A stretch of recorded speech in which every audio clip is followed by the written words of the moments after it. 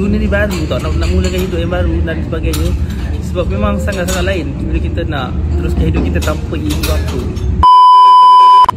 Untuk dia sendiri ni, bagi Kai sekarang ni, Kai fikir, bila fikir balik, ramai support Kai. Kita nak berlebihan tu tak boleh juga. Tapi but sometimes kita kena ada beri sedikit batu. Macam lagu Kai kan, lagu Kai beri sedikit batu untuk kita nak merasa kesedihan, nak mengingat segala memori-memori bersama dengan parents kan.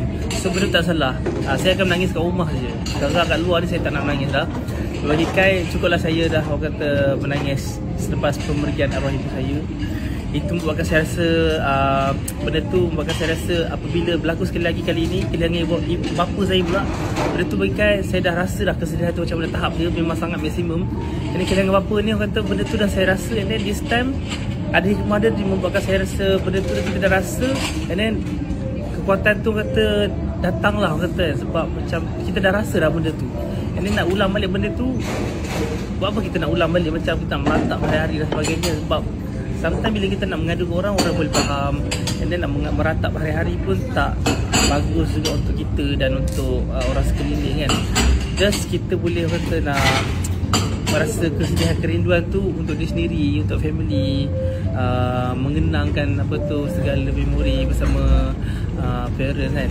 So nak luah-luah tersebut bersama dengan kawan-kawan semua tu okey lah.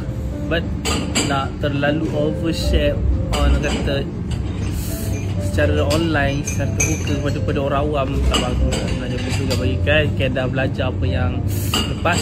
But this time daripada segi mental health, Kai dah rasa macam Kai dah boleh control lah benda tu, alhamdulillah. Macam mana saya nak mulakan cara hidup yang berlainan, sebab memang dia rasa macam dunia ni baru tau, nak mulakan hidup yang baru dan sebagainya. Sebab memang sangat-sangat lain bila kita nak teruskan hidup kita tanpa ibu bapa.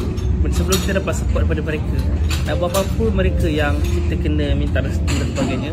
Tapi kali ini kita harus meminta pendapat orang luar, orang lain, and especially family dan orang-orang lain, peminat dan sebagainya. Dan ada yang no dan yes dan sebagainya. Tapi apapun kita kena apa-apa cara sekalipun, apa keputusan adalah daripada tangan kita sendiri. Tapi pandangan tu kita harus terima pandangan orang lain lah, sama benda tu baik ataupun tidak. Itulah. So apa-apa saya nak kena cuba selesakan diri saya dulu, macam mana saya nak teruskan kehidupan saya.